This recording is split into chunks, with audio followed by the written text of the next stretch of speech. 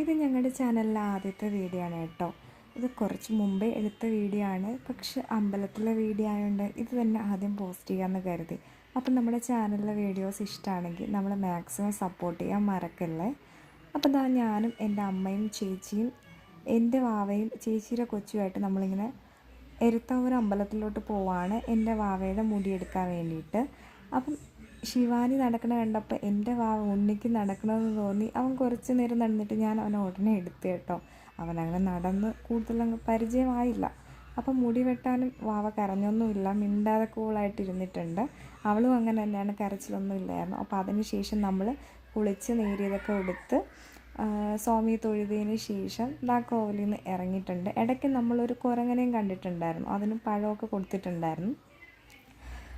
പിന്നീട് കുറച്ച് നേരം ഒരുപാട് പടിയുള്ളതുകൊണ്ട് തന്നെ കുറച്ച് നേരം ഒന്ന് ഇരിക്കാമെന്ന് കരുതിയിട്ട് നമ്മൾ